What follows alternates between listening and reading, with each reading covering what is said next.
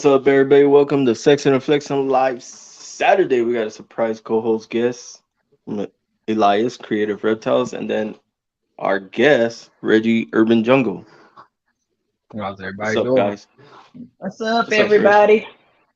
So Yeah, we what's got up? everybody in Uptown Exotics, RO 5.0, Heathen Hatchery, Brian, More Valley Reptiles. What's up? All right, Reggie. Welcome, everybody. Eva, what's up, Eva? Um, Go ahead and tell us a little bit about yourself, what you work with, your background. Well, for those who don't know, I'm Reggie with Reggie's Urban Jungle. I specialize in ball python morphs. I'm transitioning my collection into more higher end multi-recessive projects. But my start was actually with exotic animals. I used to work for the Tiger King, so for a few years of my life, I used to train tigers and lions and bears. Oh my. But prior to that, corn snakes, garter snakes, catching turtles, frogs, like everybody else. I do have a bachelor's degree in zoology, specifying in animal behavior and migratory patterns. I also have a degree in early childhood education and secondary education, biology and algebra. Full-time single father. Just trying to stay in the background and be a good family man. Be the best dad I can. Breed snakes on the side. Yeah. So how do you separate your reptiles with like family activities? How do you do that, brother? Reptiles are family activities. When I'm in here, my daughter's in here with me too. She doesn't like them as much as I do, but she's more fond of the rats. I breed my own rodents. So Norwegians and African soft furs, but she always picks one out of every litter, like, please don't feed it, Dad. Forgets about it a week later and then picks another one. So, but she loves it. Show and tell is fun for her. She likes to, tell her friends that her dad has all these animals and snakes. So snake time is family time. So Damn, bro. That's awesome. Right now I'm sitting in a room of the stench of death, so trying to which sucks because that's never good. But anyways, so what else are you working with? Like what kind of projects you're doing right now? uh I think I'm 11 or 12 recessive deep, man, and that's not including puzzle, monarch, some other big hitters. But right now, my main four, I would say, is clown, desert ghost, tri-stripe, and monsoon. I got pied, ultramel, lavender albino, VPIs, amphib, G stripe. Uh, what else? I got all the not all, but a lot of recessives that I'm working here, and I'm trying to integrate them. I got sunset, so I got five top, but I'm trying to integrate everything into each other, see how they work, mix and match, try and go for long-term projects that may or may not hit, but that's why we're in the game. Give it a try. If somebody hits it before me and I like it, I'm gonna further the project. If they hit it and I don't like it, then I might veer off in a different direction. But this is the long game, so I'm finally got double and triple hits from 5 years ago that I'm producing that are now producing for me. So the fruits of your labor is always good. So I'm excited about the future here at Reggie's Urban Jungle. That's dope, dude. And like, how many clutches do you have right now? Do you have any clutches? Yeah, I had 20 in the incubator. I'm down to my last clutch actually in the incubator, which is a lemon blast double het sunset clown to a regular het lemon glass double het sunset. I have to make sure I had double het because I don't got no damn sunset clown. I ain't got that kind of money. But just to a regular het sunset, so I can produce my first, visuals, hold back a couple females, get a couple things tested. But I had 20 of my own in my incubator, and then I got 5 joint projects. I got some with Keisha from Splash Pack Reptiles and Derek Keeley from Keeley Morphs in Chicago. So, if I trust you, we do projects. It benefits everybody. I want everybody at my table to eat so we can all win. But I think I'm looking at 25 total clutches this year combined. Dang, That that's a lot of trust, clutches. that tri-stripe clutch that you posted a couple of days ago was really fire. Like Uh, they the, looked amazing. the one egg, yeah. So I had a hypo het tri-stripe breed to a het tri-stripe female. had like 8 eggs. All but one egg went bad. The father up and randomly passed on me, so I needed to hit Oh a wow. tri-stripe het hypo to keep the hypo tri-stripe project going. I do have a black pastel hypo, 100% het tri-stripe female that's breeding size for me now, but she's, she don't got no male, so Yeah. that project lived strong, and it was a male too, so the project lived strong. But that's definitely the That's best what's up. tri-stripe I've hit. I think the last 3 seasons I've produced 7 tri-stripes, and they just haven't made it. So Wow. I should be all right. I should be a lot further along in that project than I am, but luckily I hit 2 visual tri-stripes this year from 2 separate clutches, and now I'm feeling more confident in the project. But I think I worked out the issues. Okay. Do you think it was a genetic or just incubation issues, or why I think the one previous ones just didn't work out? I think it might have been a culmination of everything. I do have my own homemade incubator. I do, one of my jobs is I work for a Amish furniture store, so I got a 7-foot wooden and glass bookcase that I converted into an incubator. The fluctuation is a little more than I would like it, so it could be due to temperature fluctuation. I try to cut on day 57. Maybe the temperature fluctuation made it so the incubation process, it was really on day 53 or something like that.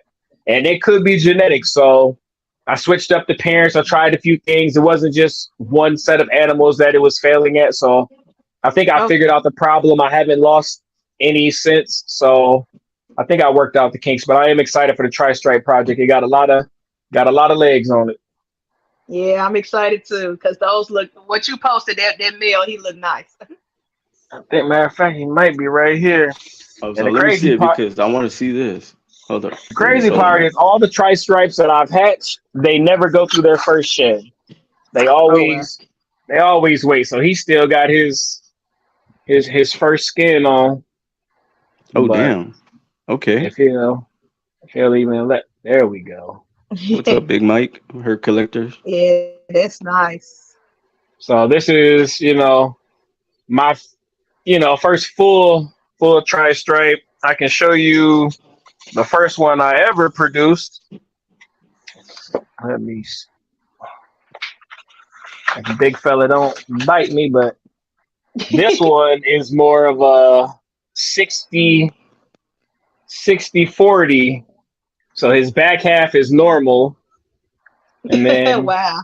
his top half is tri-stripe. So he's like 2 snakes in one. But he is That is too 100% cool.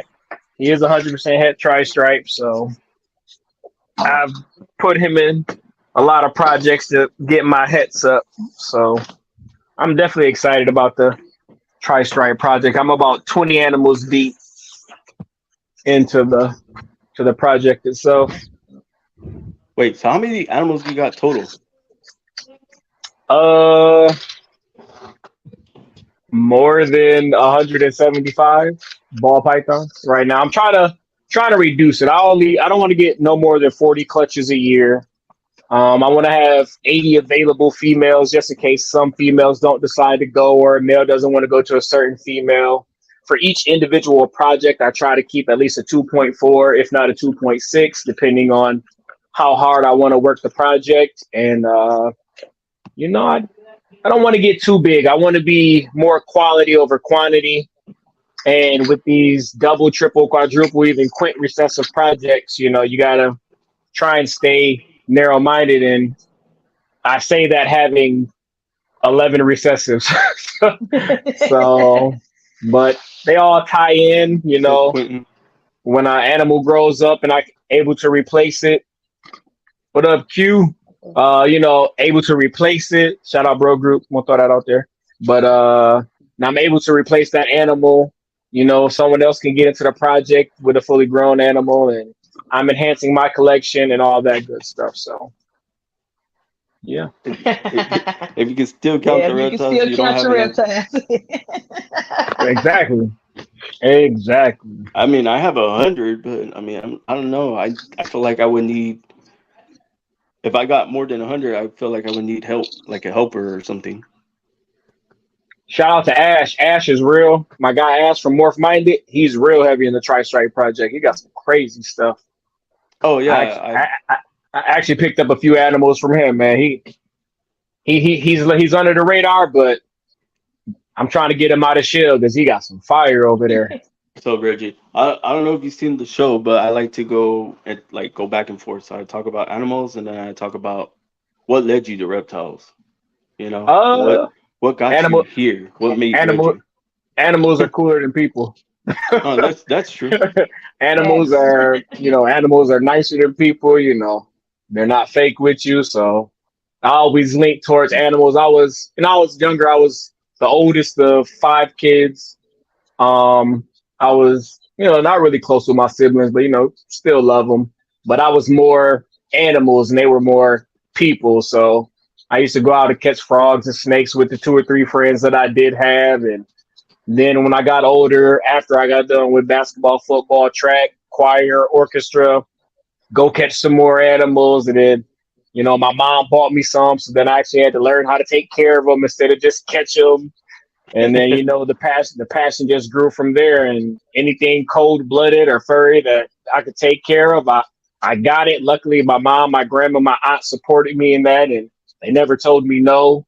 Anything from rabbits to turtles, alligators, stuff like that. Then when I was old enough to get my own place, when it got more, the ring-tailed lemurs and Arctic foxes, and I brought back a kangaroo, and I had the opportunity to go work for the Tiger King down in Wynnewood, Oklahoma for 3 years, and I had tigers, and bears, and just living my dream. So I'm very fortunate to be in a position that I've had. The experiences that I've had is humbled me a lot. I understand the full dedication and hard work that it takes to be successful. That it's not just about you liking animals, but you have to appreciate them for being living creatures. They didn't ask to be put in these racks. They didn't ask to be put in these tubs. We are selectively creating them, honestly, because we're selfish, but we also love them because you know, we don't need to breed, but it's awesome. And we value these creatures and they're beautiful. We just want to make living art. So, working down with the Tiger King and all the animals that we rescued, it gives you both perspectives. There's a lot more than there needs to be, but the ones that are here also need places to go where they can live out a healthy and, the best life they can. So I, Yeah, they still need to be cared for while in absolutely. captivity. Twice Do a you day I miss the come in. big cats? Absolutely. The reason I left is because I had to take care of my daughter full time. Newborn baby, 500-pound tigers. No, that's poor I would have been parenting. like a So 500-pound tiger. Yes. well, I get honestly, you. the goal was when my daughter turned 10, I was going to go back down there, but obviously there is no more GW Exotic Memorial Park, so I can't go back. But it's put me here. It's allowed me to become a better father. It's allowed me to become a better snake breeder. It's allowed me to become a better person, a better educator when I was in the school system, a better family member, a better friend to the people in the hobby. So everything happens for a reason. If it's meant for me to go work with big cats again, I'll be there. But right now, I'm Reggie's Urban Jungle. I breed ball pythons and, just trying to treat people how I want to be treated. That's what's up. That see, Maybe, and that leads. maybe when your daughter goes to college, you can sneak back down and get a tiger. And well, so she already told me that wherever I'm living at the time, she going to college there and she living with me. So now What's she up, old John? enough. She old enough now, so I can probably get the tigers again. I am USDA licensed, and I still have all my exotic animal certs and all that. So when the time is right, I get enough property, I will rescue a tiger or a lion or something and try and provide them with the best quality of life that they can have. That's what's up. Yeah, I like it. Yeah. So that leads into my next question. So, like, how long you been in the hobby or in the community, Reggie? Since 2010 is when I had my first accidental clutch because I was a rookie and I had three ball pythons in the same giant enclosure and I didn't know what I was doing and randomly I think the day before she laid her eggs, I was outside with her showing her off to people and The next day, she's sitting on 4 pearly whites, just normal ball pythons, obviously.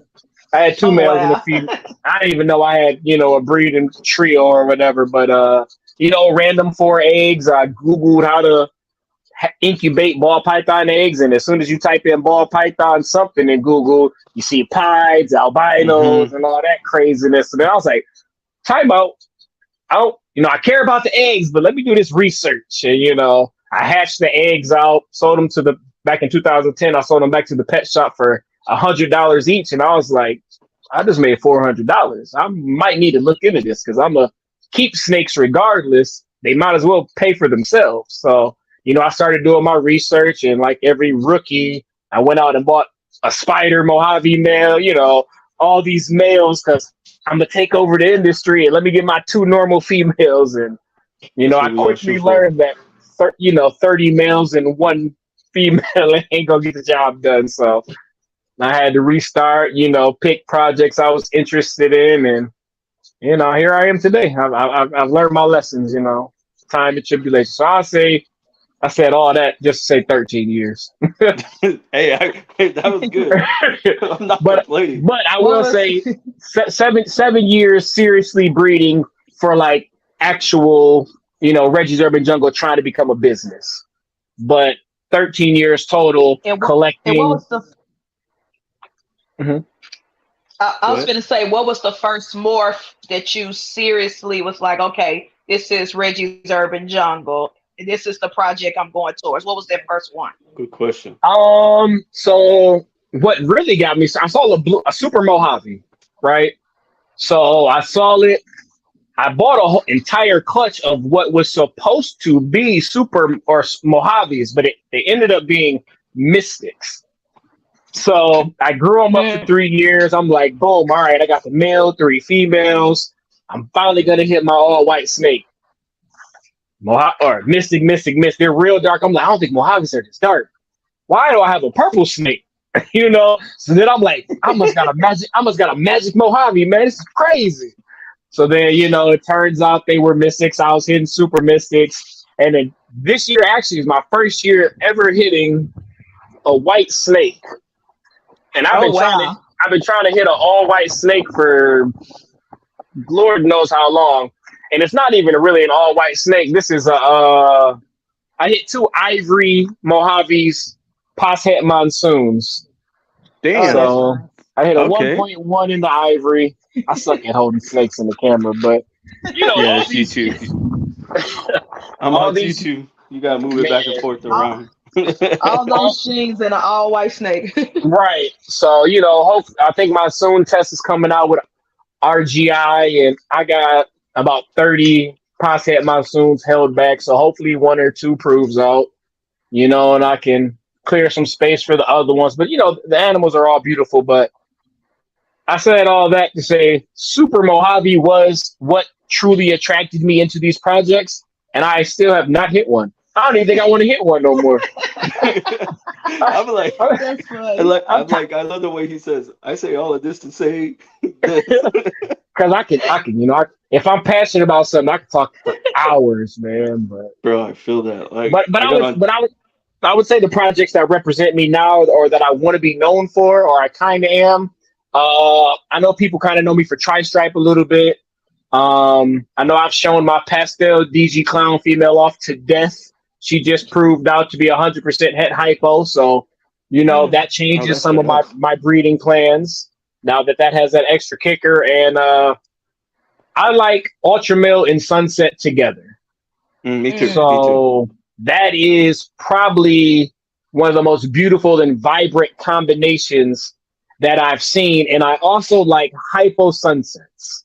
So if I can get hypo, ultra male, and sunset into the same animal, and then toss a couple codoms on there. I know they're coming out with spot nose sunsets. I like the Mojave spot nose sunset. Yellow belly sunsets look good.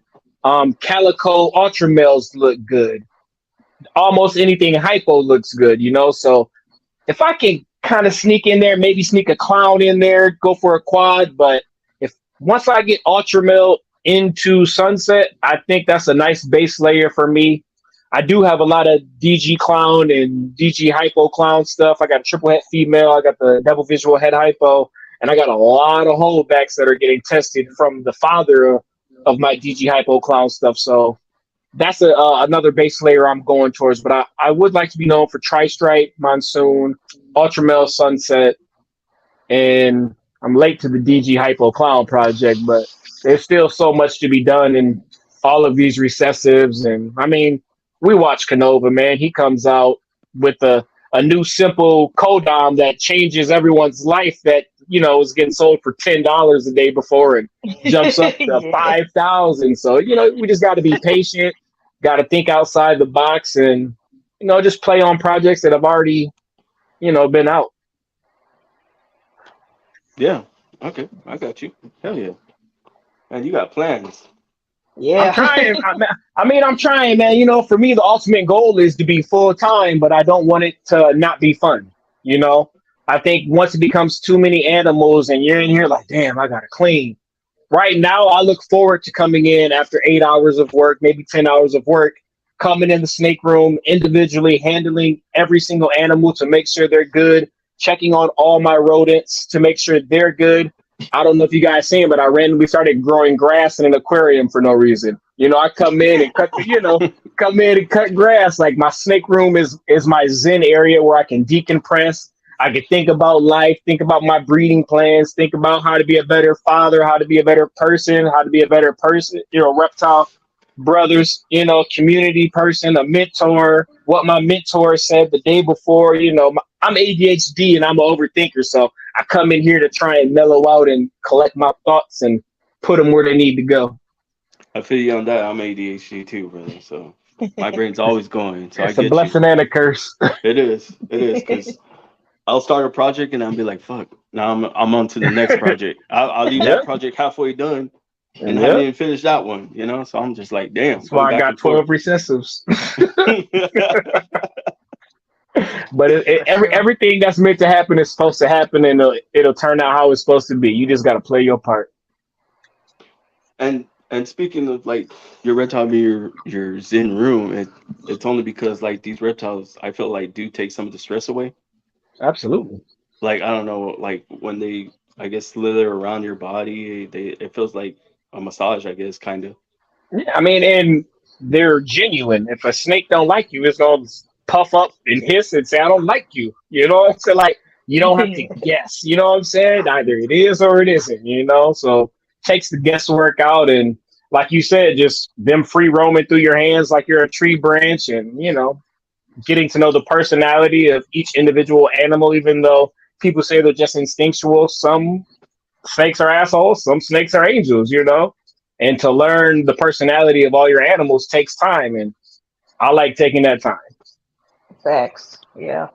For real. That's actually a good answer. I like that. I want to So I want to tap go ahead. into your merch. I want to tap into your merch. Do you design your own stuff or do you commission it out? Because you always come up with new stuff all the time. I actually So, like his anime logo one he sent me. He sent me an anime logo, which was oh, fire, with by Oh, the the with wow. the way. with the with the Naruto in the back. Yeah, a lot of people I haven't seen that one. But love no, that. so I created all my logos. I make all my merch. Shout out to my mom. She's real crafty. So, hey, yes, I love it. That's What what's am Did I? you up. see What am the Nezuko not? Oh from yeah. Demon Slayer? One of my nicknames is Hokage Johnson, but that's for another for another story.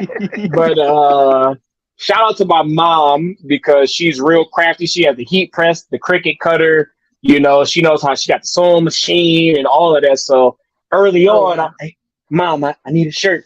All right, we'll go buy the vinyl. You send me the PDF or the PNG file, vector it. We'll get it on.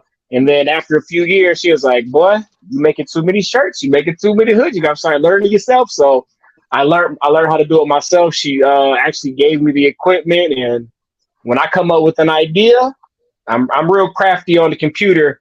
Like I don't know if I changed my logo up depending on what's going on with the times, but you know I like making stuff. And the funny thing is, I really don't care about clothes uh, unless it's mine. You know, I think half or more of my closet is Reggie's Urban Jungle, and that's all I wear. I have a work uniform, so if I'm not at work, I'm at home at Reggie's Urban Jungle, and when I go to big shows, I try to stand out. Even though I'm introverted, I force people to have to come and talk to me so I can get out of my introvertedness. So I tend to wear really bright colors, or I'll wear a tie-dye hoodie with sweatpants, or I'll come in a bright yellow Bruce Lee two pinstripe tracksuit and, force people to say, at least, wow, you got real bright colors on.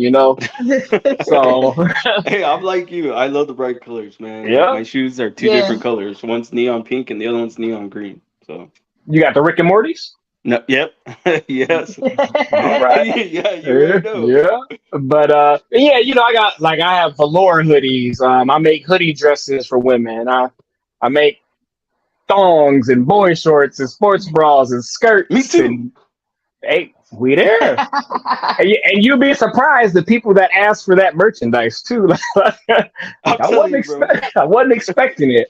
And then it's good. My daughter is probably my biggest supporter. Everything I make, she wants it extra small so she can wear it to school. And my dad has a YouTube channel. Check out his merch. Check out his merch. So I love it. It makes her feel good. She's proud of it. She's proud of me. So the merch is bigger than I thought it was going to be, because I had originally just made a shirt so I could represent myself. Somebody asked for it, I was like, why not? One turns to two turns to 10. Then I realized that people like free shirts. So I started making them and handing them out at 10. I want to say about 2016. I was just handing out shirts to everybody and asking to take pictures. And, if you wear it, please tag me. If if they do, they do. If they don't, they don't. I'm not forcing any friendships or relationships. But luckily for me, more people did than not. One of the big people was Billy Rose in Austin and Lord of Lion up in Canada.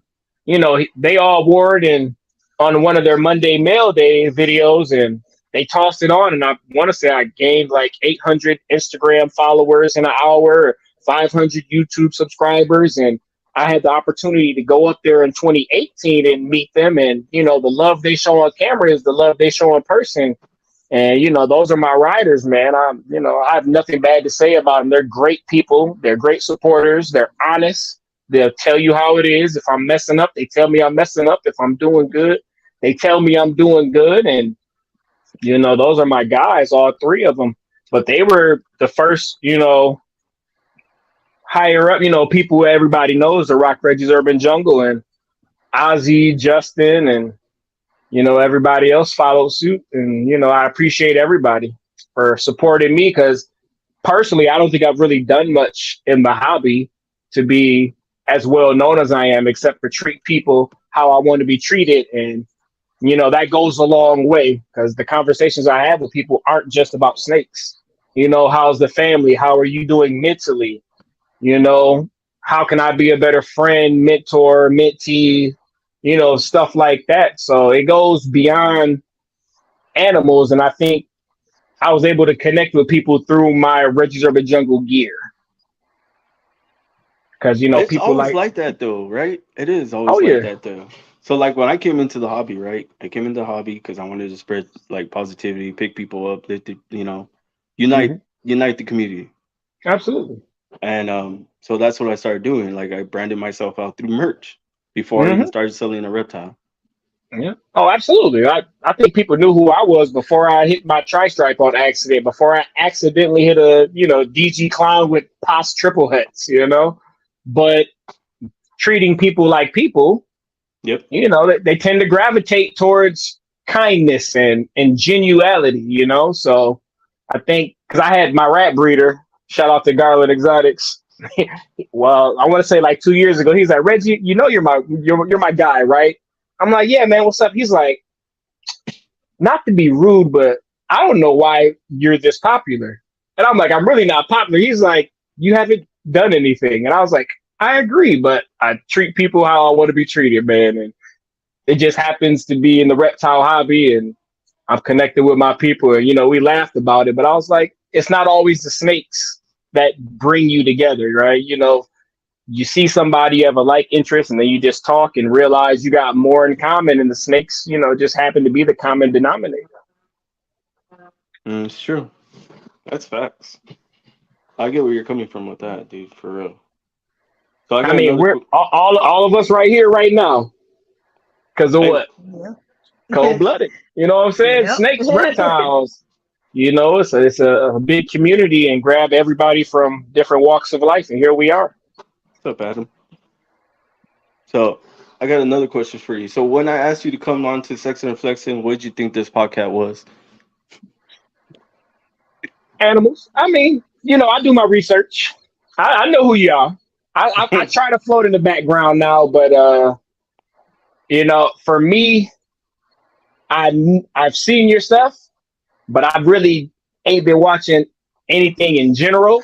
But I was like, he's in the hobby. Obviously, he's a supporter. I gotta support everyone. I don't think I've ever turned down a podcast just because it's the hobby and everyone deserves a chance. I didn't have opportunities coming up like a lot of people say. Times have definitely changed. It's a lot more Mm-hmm. friendly now Mm-hmm. than when it first started. And when I was nobody, I just needed one person to say, "Hey, Reggie, how's it going?" So I just try to give the opportunities I didn't have, whether people need them or don't need them. I like to.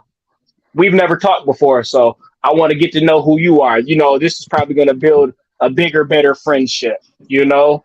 And through podcasts, we can talk freely and get to Mm-hmm. know one another. I'm assuming we're all in different states, different parts of the country, but here we San are having, Antonio. Yeah. yep, I'm in Michigan, so Tennessee. see, there we go, three different states, but here we are having a genuine conversation with each other, learning each other. We knew who each other were, right? But now we're getting to know who the person is so we can continue these conversations after the podcast when we see each other at shows. It's not just, I think I saw you on Instagram. It's like, no, I know who you are, right?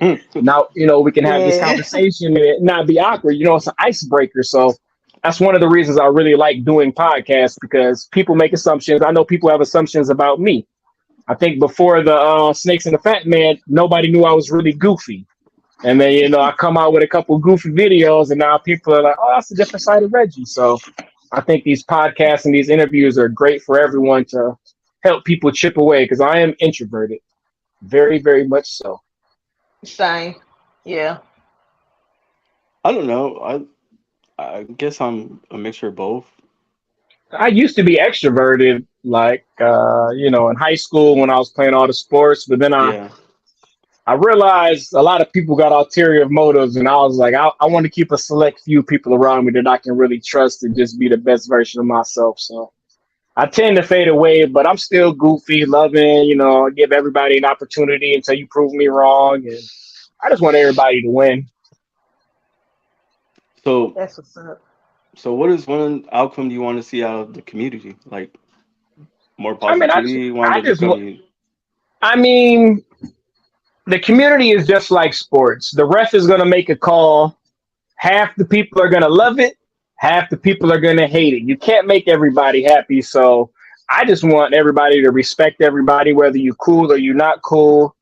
I know we got a lot of pointless drama in the hobby because some people just want attention or they feel like they're not being seen or whatever. Half the time, I don't even know about it until somebody brings it up, to me because if it does not involve me, it's pointless. And even if it does involve me, like my mindset is if somebody lies on me, why am I get mad about a lie if it's not true?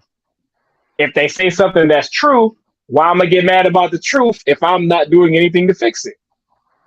So either way, it's pointless to be upset and have beef in this industry when all we want to do is make living art and grow. So I just want everybody to respect. You don't gotta like me, but respect me. I know it's people in this hobby that don't like me, but I'm not gonna disrespect you, so don't disrespect me.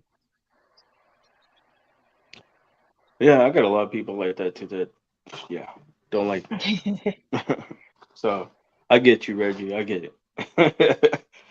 I'm just like, man, I wish we could get past that. I You mean, can. Some I was like, people enjoy confrontation. That's okay, their comfort zone. But They can't survive without it.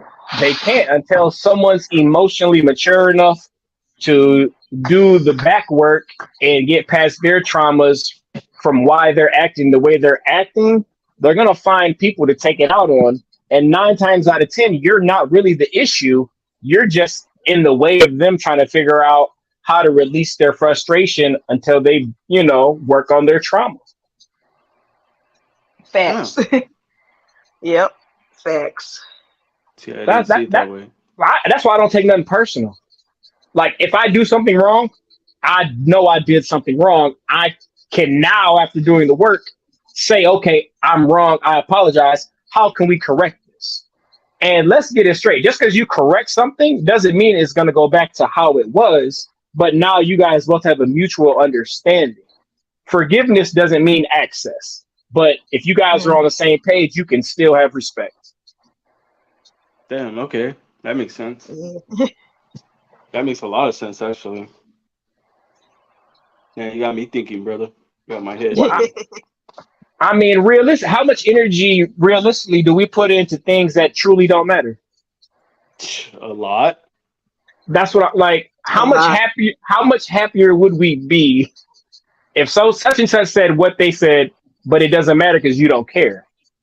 I can focus on my animals. I can focus on my daughter. I can focus on my craft. I can focus on the people who genuinely want to see me win instead of focusing trying to defend myself for someone who's upset because I bred two spiders together. I didn't do it, but we got people in the hobby that Reggie cut his eggs, so he's a bad person. He worships the devil.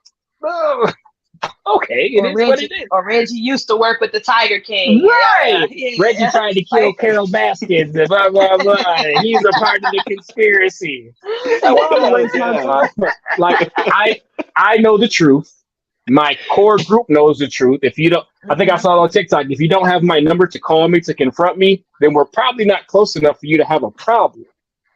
Oh, I Exactly. know. I know that meme. That Yeah. was the Yeah. Spider-Man guy So said Yeah. that, right? absolutely. So for Yeah. me, it's been a lot of just letting things go. It's the 5 by 5 rule. If I spend 5 minutes on it, if it's not going to affect me 5 years from now. So I just let shit go, man. I just want to see everybody win. I want to be happy. I want to be kumbaya. And the more people at the table, the better the better everyone's doing. The I market and our hobby thrives when everyone's doing good. you actually, you know what? You're right. Yeah. But the thing about that is those how do they get there?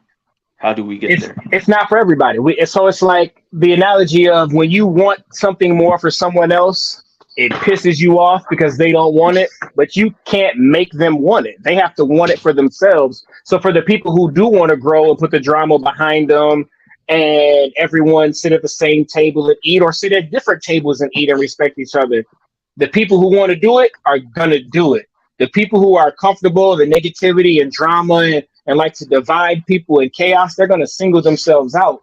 And eventually they get kicked out of the hobby or they get blackballed or whatever, but everything happens how it's supposed to happen. Some dramas and some beefs are supposed to happen so people can make up, right?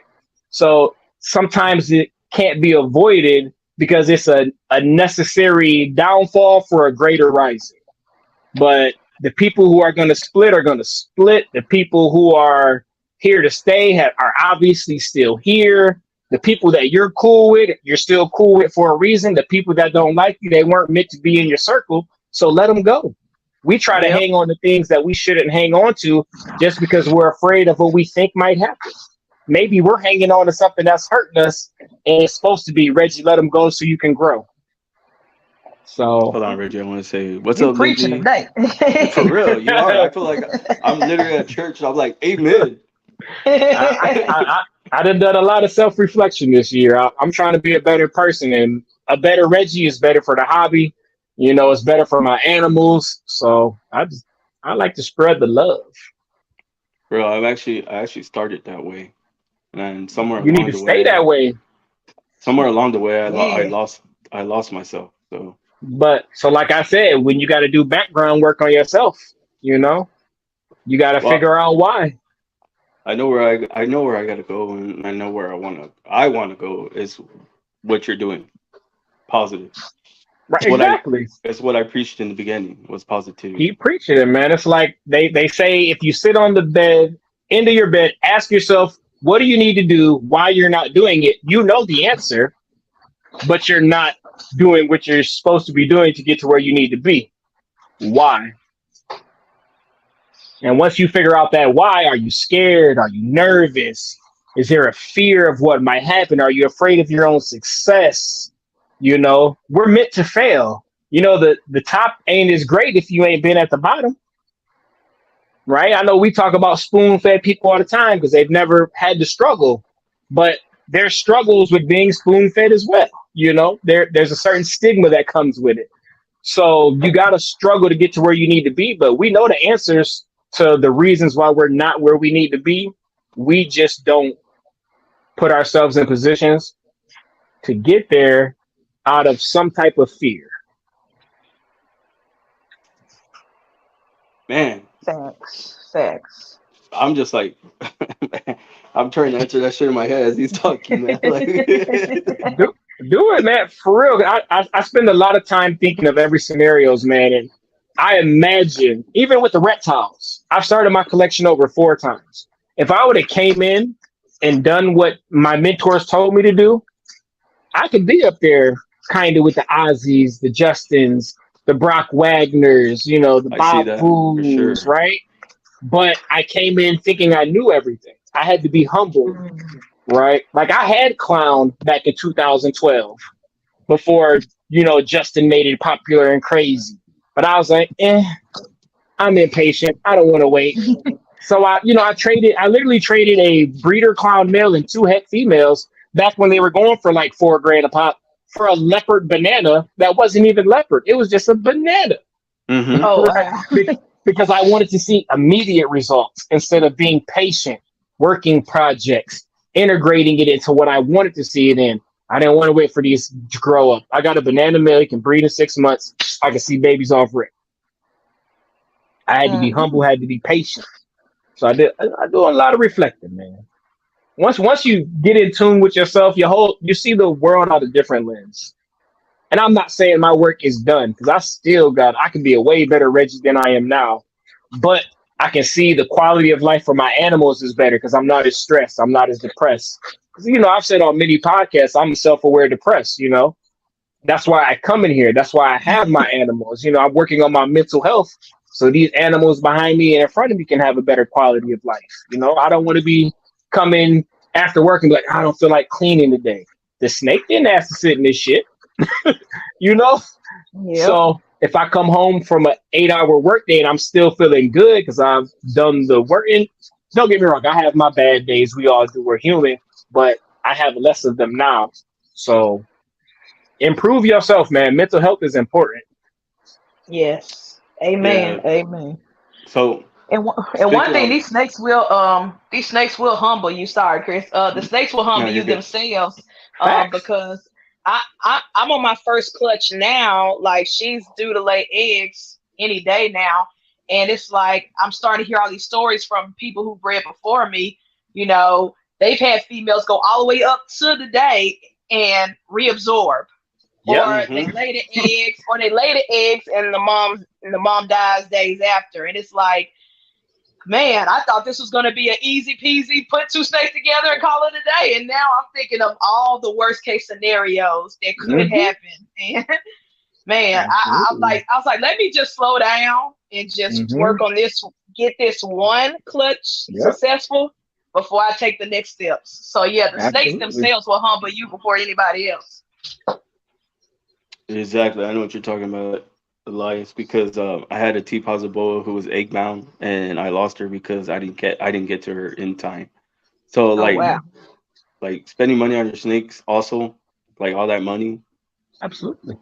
does humble you because it makes you like more aware of like Well, what to that's do why next time better. You know. yeah, that's why I come, man. And some things can't be avoided. Like some animals are gonna have respiratory infections. You could be very thorough and you might get mites in on your cocoa block or something. So it's not that when something happens that you're doing something wrong, but I think once we get comfortable, we take things for granted. Like I know everyone's supposed to quarantine their animals for, everyone had different practices, but sometimes we cut those times short. Or you don't freeze your cocoa because the last 3 times you got cocoa, there weren't no mites or no bugs or. So we tend to slack off when we get comfortable, but this hobby will teach you that a strict list of due diligence will keep you where you need to be more often than not. And if there is a hiccup and you are prepared, it's not going to be a crazy hiccup that can destroy your collection or kill off your animals. Okay, I get you, man. I'm just like thinking now a lot. You got me my mind going right now. My job here is done. All right, guys, podcast over. No, just you're like I did Mission what I needed to accomplished. do. right. You got to change the name to Thinking and Flexing now. Actually, that's a good name, but I'm not gonna take that. Hey, I just need my 10% every episode. That's it. Nothing Right. much. But man, dude, it's like you're right though. But I kind of lost myself, I think, after my dad passed away. With COVID and stuff.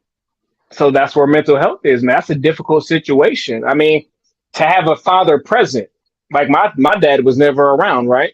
So I can't, like, losing a loved one is difficult, but a father-son bond is different than a father no son or a son no father. You know what I'm saying? So I can't know the hurt you're going through, but if you don't tell anyone, or we try to push things away because we don't want to deal with them, and we let it fester, and then it comes up in other ways, that's damaging ourselves. Like, time to grieve, absolutely, and everyone has different grieving times, but at some point you have to dig it up, confront it, come at peace with it, and grow, right? Because everything happens how it's supposed to happen. My boss at my job, he got the COVID shot. He passed 3 weeks later, right? The shot was supposed to prevent it. I'm not saying it caused it, but COVID got him. That was very hard on me because he was a father figure, right? He was a positive male role model that helped mold me to be who I am. I tried to hold it in, and I caught myself exploding on people I care about, snapping on customers, and, the quality of my animal care was down until I actually sat down, talked about it, and told someone and got it off my chest. A weight was lifted, and, I'm not saying it got completely better, but I understood, right? Yeah. So holding things in is dangerous, man. I know as men, we're taught not to be emotional and don't confide, and if you cry, you're soft, but man, or you're a girl. My dad used to say, if you cry, you're a girl. Right, but that's a different era. But Yeah. he really wanted to be like, son, I'm here for you, but today's society, we got to be macho, crying in the quiet, but right now, tough up. But as men, we want to cry. I mean, I cry, I ain't gonna say all the time, but but letting out a good cry is good for the soul, bro. For real, for real. And talking to people. I got people that I can talk to that don't respond. They just sit there and listen so I can say it, so I can get it out, Because even just saying it to yourself, record a video of you saying what you need to say, play it back and hear how you sound. Because in our head sounds different than coming out our mouth. If you don't want to talk to somebody, but I recommend talking to somebody you trust in and letting it out, man, because that'll kill you, literally. Yep. Stress, literally. All that. Yep. Stress turns into depression, which turns into, other things that I don't want to say on YouTube, but it's deep. Yeah, it is. It's super deep. So why balls? Why ball pythons? Man, I Stray away from tried. that a little bit. Oh yeah, no, you're good. I tried boa constrictors. The first snake I ever wanted to make was a moon glow boa. I went out and bought the Mm. super. I went out and bought the super hypo head head albino, and then I went and got the anathoristic, triple head, and I'm gonna do this.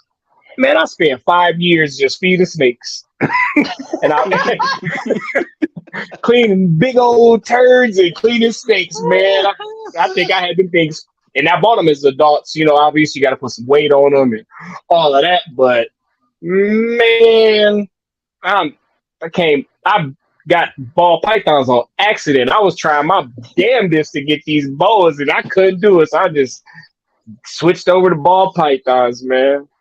Bro, how many mentors did you have though? They varied. Right now, I got 9 mentors. I got mentors that are older than me. I got mentors that are younger than me. I got mentors that are growing at the same pace that I'm growing. We just bounce ideas.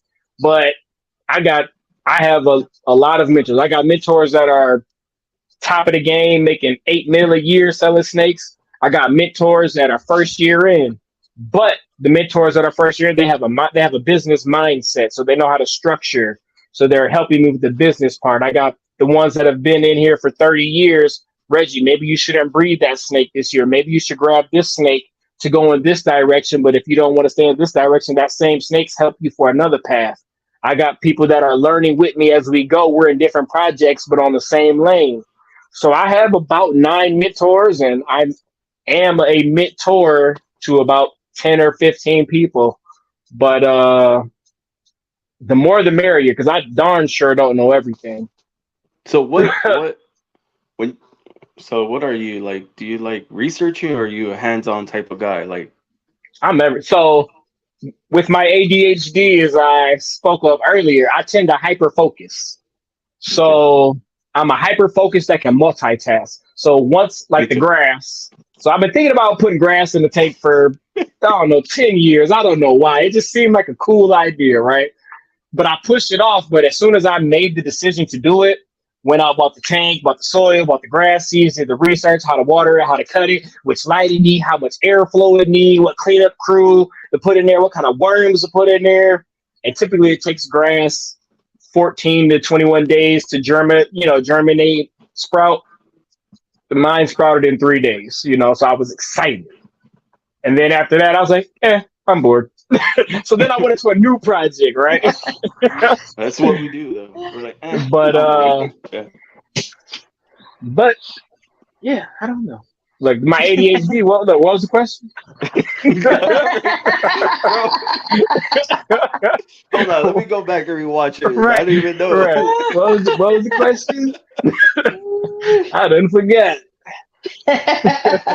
Like we all laughing. I'm serious. I literally forget too, bro. So that's what sucks about having ADHD. You can forget like 5 seconds quick, for real. And that's what sucks. Like anybody in the chat know what was we talking about? Anybody help a brother out? Maybe. So but I have 3 mentors, and I'm more hands on with them. That's like, what it is. I go to their house. I go to their houses, and so I recently just got into retics. Mm-hmm. So I have 2 dwarf retics, and then I got a dwarf retic thinking it was a dwarf retic, but turns out it's a mainland retic. Yeah. So the guy I got it from, he has a 14-foot mainland retic. Female. It's a pied, gorgeous. And let me work with them. Like it was like it's awesome. Like to me, it was exciting to get thrown around by a big ass heavy snake. I don't know what it was, but I fucking loved it. Like I mean, there's certain techniques you don't know, like handling a ball python and handling a retic is 2 totally different ball games. Different things, even though they're cousins, right? It's like when I went to go work with tigers, it's definitely different than playing with a dog. A 5-month-old tiger cub is the size of a pit bull, but 10 times stronger. Right. So I had to learn special techniques on how to handle them, how to approach them, how to learn their mannerisms. You know, when are they happy? When are they sad? When are they playful? How do you discipline them positively without making them feel threatened and wanting to, defend themselves? It's different than a dog, but It they is. are like house cats. How many people have trained a house cat? Not many.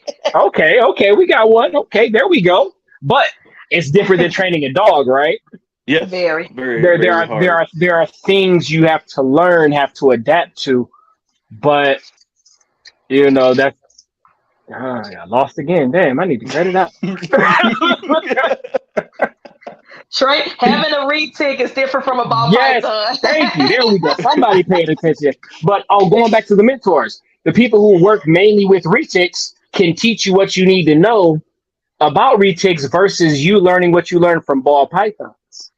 So different mentors teach you different things from different experiences that they've experienced. So that's why I have so many mentors. I have mentors all around the world: South Africa, Canada, France, United States. I got two in Michigan, and Chris Newton for NPS. He doesn't even work with ball pythons really. He's more colubrid, but he's been in the game for 35 years. He has a business mindset. He can see the trends in the hobby and what I need to do and adjust, slow down, speed up, dive into. So everyone has a different walk of life, but we all have the same common goal. You said you have a mentor from South Africa. So have you invested or got any imports? So I want to, but I make poor financial business decisions. So, so I'm I trying think to we all find do.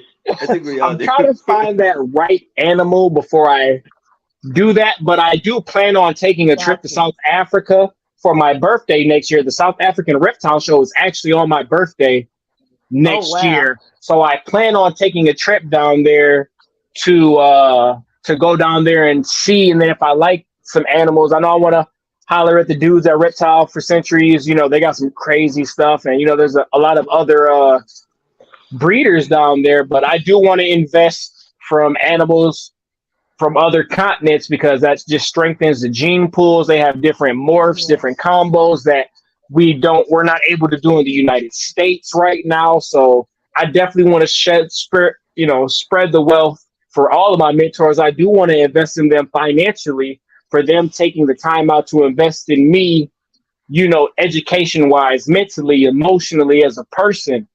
So, just out of respect for my mentors, I do want to purchase an animal from everybody that that work Yeah. with me. Yeah.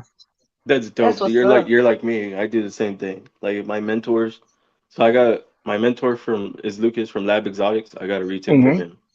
And Nice. then our sponsor, which is Bill's CMB Reptiles, which I'm wearing by the Hmm. way. Love them. Hey, Family. rep it. Yeah. Right? They're family. Yeah, Hmm. I will rep it. Look, right here. Hey, there Tattoo. we go. Facts. I So mean, but that's the bond though, right? Right there. Reptile hobby. You got family members for life. Man, I got people that I met in the hobby that are literally best friends I talk to every day, every Yes. single day because of a snake. Right? I got new family because we talk about cleaning snake shit all day. You know? So this Yes. hobby is great, man. I love it. it is. It is. I love it too. But it's just like you said, it's the drama and the negativity that tend to be overwhelming sometimes. No, women, Well, most of the morphs, time.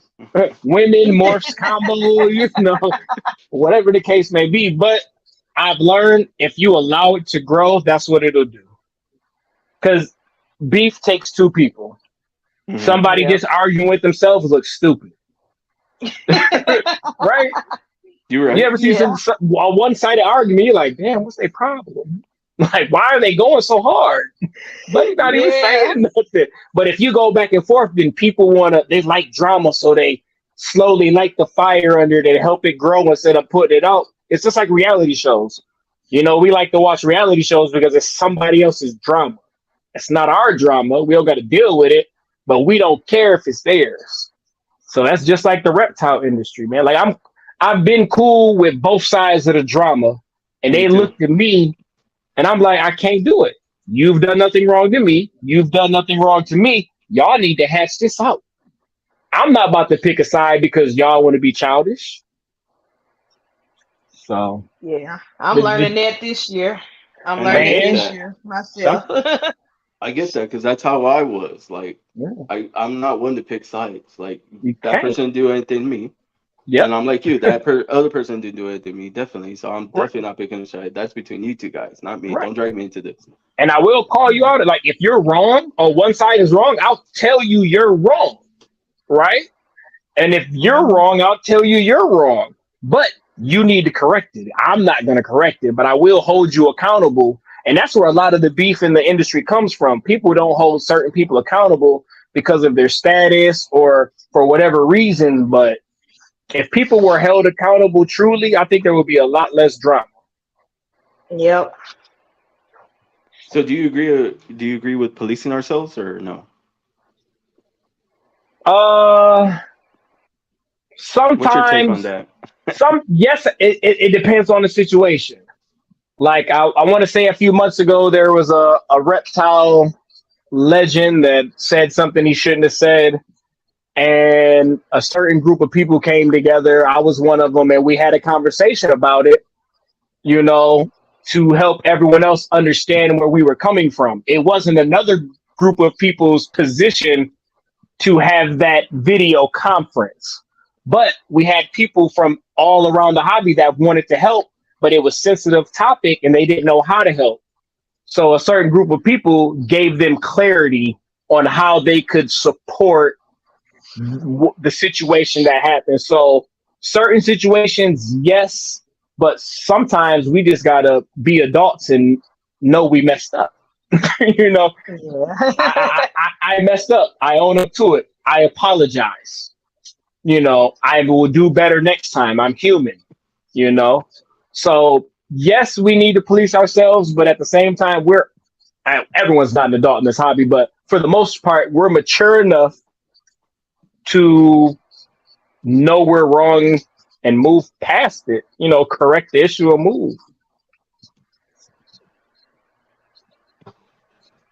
Hmm. Oh, that's And a good also answer. it depends on like it's subjective, right? Someone might feel really, really, really strong about it for whatever reason, and somebody else might be like, eh, it may Yeah. affect certain people more than it affects others. So how can I, if I strongly believe on it, how can I force someone who really don't care about it to be as passionate about it as me and try and make them do something, right?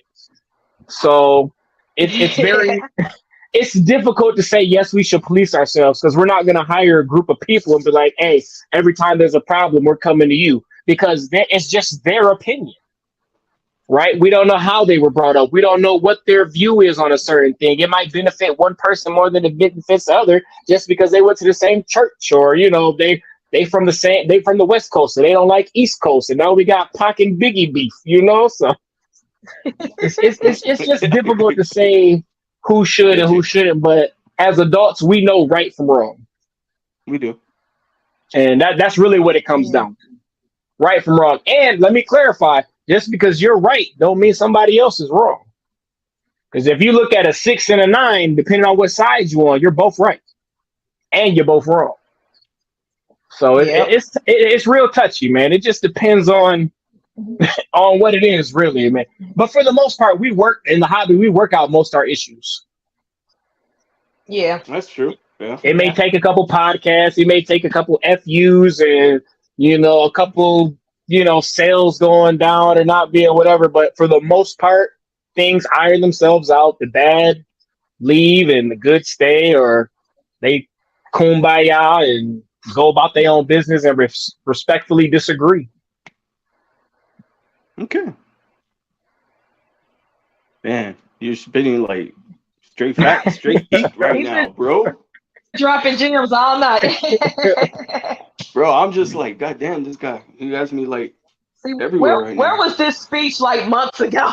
Right? Like, no, nobody asked me to hop on a podcast. Like, I, Oh I yeah, that's true. I always do this. I allow people to assume who I am based on what they see until they ask me who I am. And then when people Mm. start asking me who I am, then I can show you who I am. But other than that, I'm just walking around with a resting bitch face. If you don't care to take the time out to get to know who I am, then I don't care. But if you want to say, hey, Reggie, how did you do such and such? Or boom, boom, boom, and pick my, as you can see, I can talk for days. But do you care enough to listen? Do you Mm. want to take the time out to hear what I got to say? So that's how I am. So Yeah. and I like to, like, I was a teacher, so I like helping people. I like educating. I like learning because, like I said, I don't know everything. That's why I have so many mentors. That's why I have so many mentees.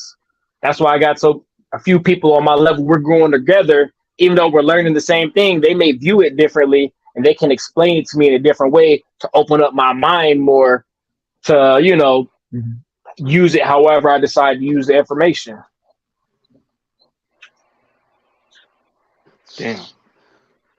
Damn, damn.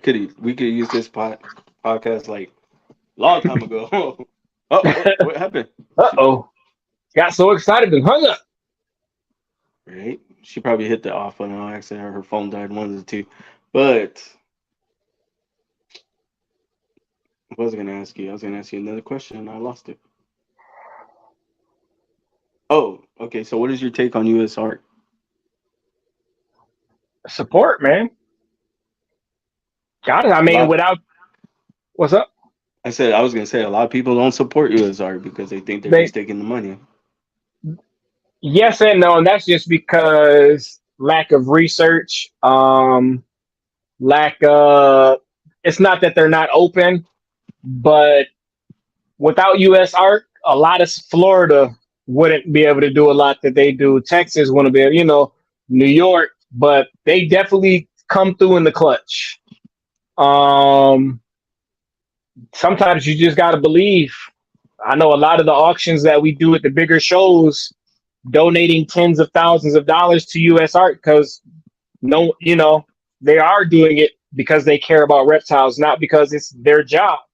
Those legal fees are expensive. My grandma, my aunt, my uncle are all defense attorneys and judges. That's expensive. And especially to represent an entire state or a county or an entire group of people that care about a specific species, because it's the US art versus the United States government. Billionaires, trillionaires, they got the money to go against us, and we're just a blip, in the United States. We're only reptile keepers, right? But the fact that we have an organization that cares enough to allow us to just even have the hobby. Like for me, I know I would be depressed if, Michigan was like, Reggie, you can't have snakes. You know, that like that's what I do. It's a part of my daily life. So USR definitely support every time you get opportunities. I mean, it don't got to be $100. It don't got to be 10,000. I know a lot of times when we ship our reptiles, shout out the Red Line. They're my little sponsor. That's your sponsor. Well, Why is it we ship getting your there. reptiles? I mean, I used to do ship my reptiles too, but Robert reached out. They're both sides are great. You can't go wrong either way, right? I believe they used to work together. They did what they did, but people are benefiting from shipping reptiles. People are benefiting from red line The shipping. line shipping. Yeah. Either way, our animals are getting to their destination safely, whichever avenue you choose, right? So we're good. Well said. Well said. I like that. I bring them up to say, when you check out from your shipping, what do they ask you to do? Do you want to donate? You Yep. can either say yes or you can say no. Right now. A dollar on a $79 shipping to round it up to 80, that ain't gonna kill me. Not So at all. that $1 is going to a greater cause to allow me to keep making the animals I want to make, to ship across state lines to people who want to support me. Facts. Yes. But at the same time, a lot of people don't follow US art or don't want anything to do with US art. But when stuff happens, they're like, "Oh shit! we need U.S. Right. Sark now. Like, hey, we need you to Right. come and stop this. Save it. Well, it's kind of like being in a union, a part of a union, but not paying your union dues. Hmm. Right. Yep. It's like, I don't care. I'm not going to pay. I'm not going to pay. But then you get in trouble and you're like, union, please come save me. Right. Exactly. Yes. It's Okay. Yeah. it's human nature. It's human It nature. Like is. there are people who refuse to acknowledge climate change, and then when we have Hawaii on fire or Man, floods Texas, or Texas, tornado, Texas Texas 21 freeze, days. Texas having ice and snow, it's like they Crazy. don't want to believe it until it happens. Yeah. They always say it But, doesn't snow. That little snowstorm that we had, that was nothing. That was nothing. right. But we were No, closed down for a no. week. I'll tell you that. Right. A couple years ago when y'all didn't have no salt trucks and people was slipping and sliding for a week and a half. When And we now had we that got whole, salt trucks, right? right. Facts. But no, US Arc is there. It's helpful. It's just like Whole Foods grocery store. Everybody don't want to eat healthy. Okay, go to Myers then. It's up. It is what it is, man. It's there to help the people, regardless if the people want to support them or not. They're doing it Yep. for the hobby, and luckily we have enough supporters in the hobby to keep them going and to keep us in a position to being able to have these animals that brings us together. Yes. See, Shout facts. out to Ashley. Thanks.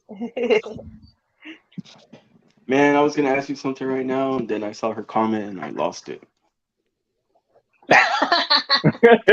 It's all right, man. Look, it'll come. Oh, I okay. don't. So this is what I'm gonna start doing after, like, on the podcast now, is ask the guests, like, what is one thing you want to know about me? Uh, Uh, why do you do what you do? because I love the Mm. industry, What about the industry do you love? the reptiles, and the people I meet along the way. It's a journey. Sometimes the Is there people go is ahead. there an end goal? Is there an end goal? Do you have like a destination that you want to get to, or what are some things you want to accomplish on the way? What I want to accomplish along the way is just bring the community together, unite, Mhm. just Do you fe- be do you positive. feel do you feel that you have done that or are currently doing that? Some yes and no, somewhat. What could you do differently if you could start over to try and accomplish the goal that you have set out to accomplish? Stay who I was. Do you feel you can get back to that person?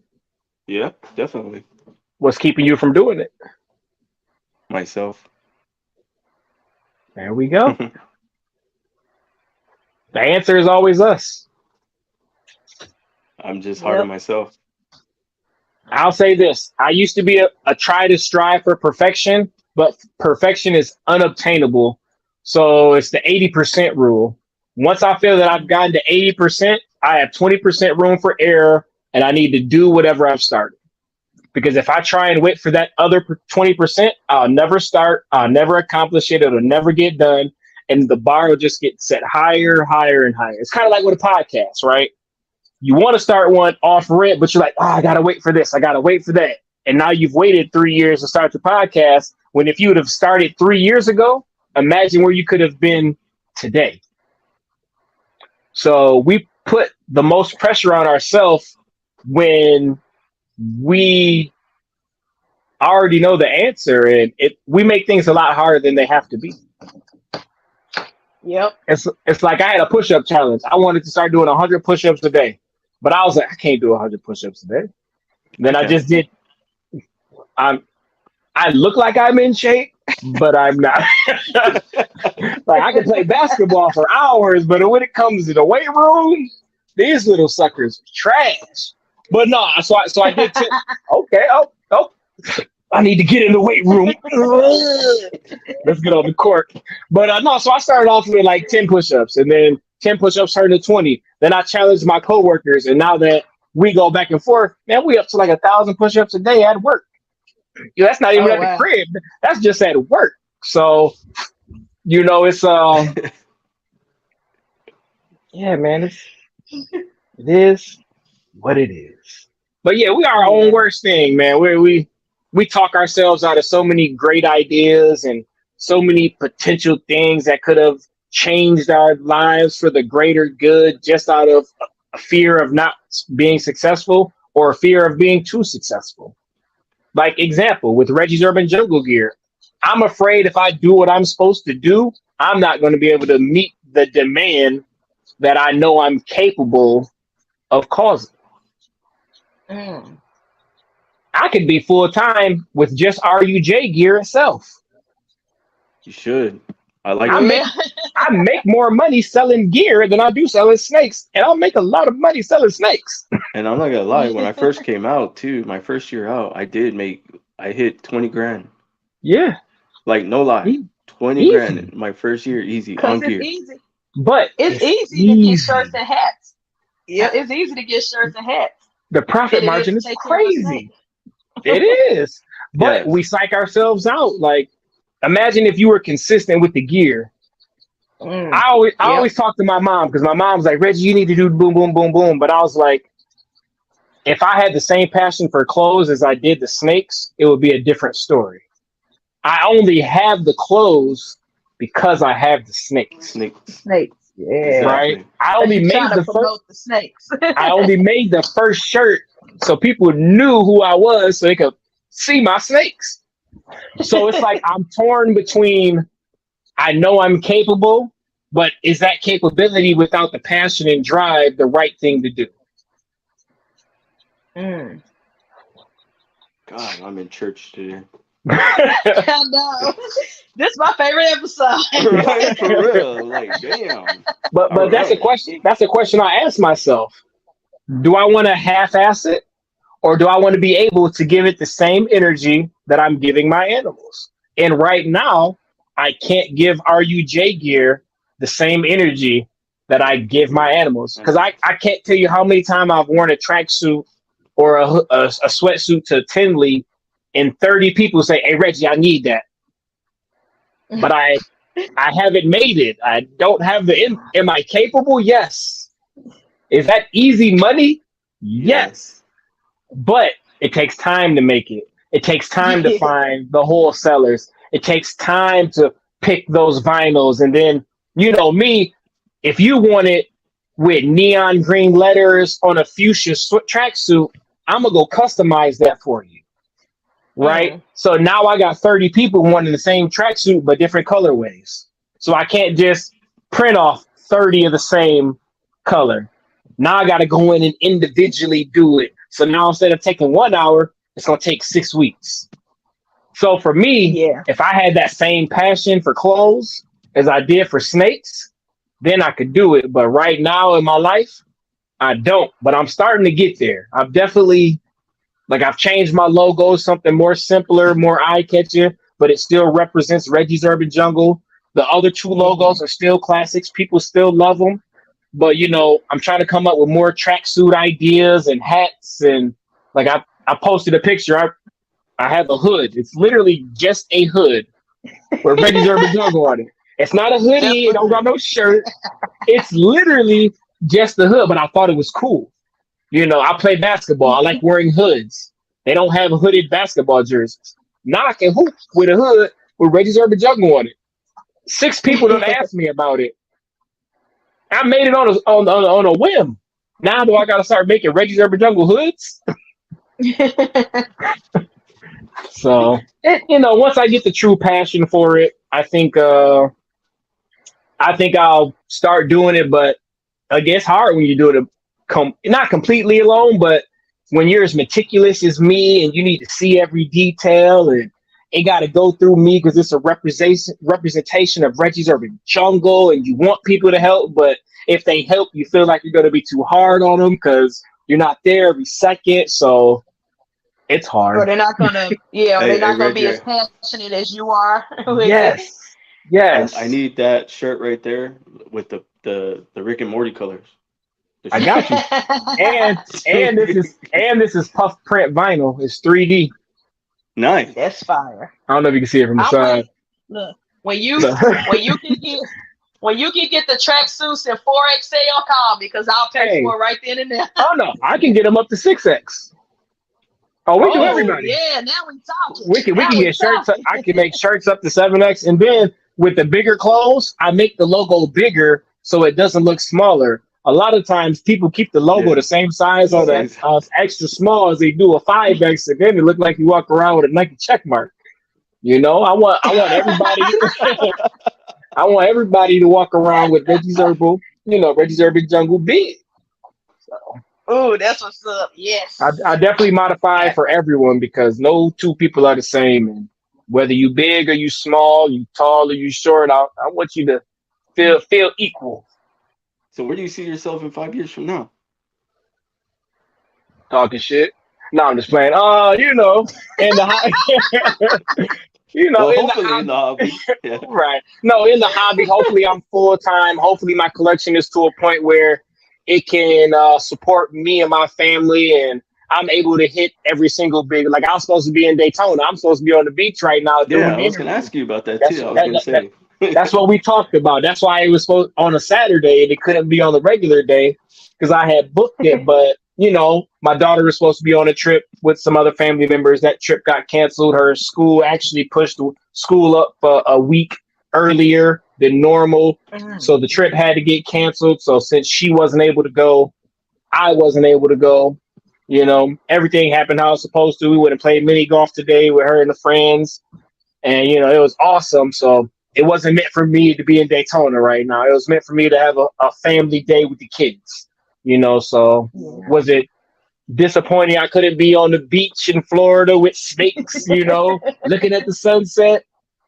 It is, but I was here with my daughter, the kids, having a great time. So everything happens how it's supposed to. So what do you want to say to Daytona right now? What's up? Hey, peer pressure, peer That's pressure. Florida Tinley. That's what that Right. is. Buy that right, facts. Buy that snake that you thought you weren't gonna be able to get. Ask for forgiveness later. It's gonna help Uh-huh. you. Buy it, buy it, buy it. Peer pressure, peer pressure, peer pressure. And make sure you tag me when you buy it and post it and say Reggie made me do it. I'll take the heat. Uh-huh. Right? Hashtag Reggie made me do it. There you go. Facts. Facts. That's awesome, brother. That's awesome. Dude, you like cheered up my day. I was having a really bad day, but yeah, made I'm my day a lot glad, better. man. That's another So thing, man. You never know what somebody is going through, man. That's why I Yeah. always say treat people how you want to be treated, man. Because you never know the demons that people are battling behind the scenes. Because we're all good at putting on a facade and a fake mask, but when these cameras go off and we're not on social media, man, everybody got a little hurt in there. Yep. It'd be like my mom told me a story one day. She said she was in high school and a kid that nobody talked to, always picked on, walked by, and for some random reason she said hi and kept it pushing. 10 years later, that same person came up to my mom. They saw them at a grocery store or something. And she was like, you saying hi to me that day is the reason I'm here and I'm not gone 10 years ago. Because she was Mm. battling something that nobody knew. And a simple hello changed That's her acknowledgement. acknowledging, like, okay, I'm human. Somebody else sees me. I'm worth it. So you never know, man. That's why I always treat people how I want to be treated because you truly never know. actually, it's funny you say that because a lady came into my store today and she started talking to me out of nowhere, right? Or not Mhm. today, yesterday, sorry. And she was like, you know, at first you were rude to me, and then you made it up by making me laugh. And you made a comment. I don't even know what I said because I was like, what did I say? She's like, I don't remember, but because of that, I'm here. I was Mhm. like, okay, I take that. I don't know what I That's did, all. but That's all it takes, man. Simple acts of kindness that you're not even aware how it Mm. changes people's lives. yeah, I was like, when was I rude too? Because I was like, how was I That rude? too. Like, what did I That do? too. That too. So Like, I You was was ain't I never just do like, any emotions. right? Thank you for the backhanded compliment, I guess. right? I was just like, damn, okay. But a lot of people Mhm. always do say that. They're like, you're intimidating to talk to you, like, Me because too. they say I'm big, but I'm not big. I'm saying a little, you More know. like me, I'm 6'3.5", 225 pounds. I walk Oh, around with resting bitch face. But I weigh as as you much as get, you do, see, there we go. So you are a and big guy. Come on I'm now. 5'11". Oh, I'm that's all 5'11". muscle though. I'm all I 5'11". I got a beer belly and don't even drink. but but no, it's people have a perception of you. They run with it until you get to know someone. Like I'm pretty sure you guys had an idea of who I was before I came on this show, and that I did. idea is probably not the same now as it was when it started. I thought you were like this serious ball python breeder, like you know, this song Okay, about snakes, okay, cause hold on. I am, No, I I didn't am, do. I am now. I'm just goofy and yeah, honest when I need to be.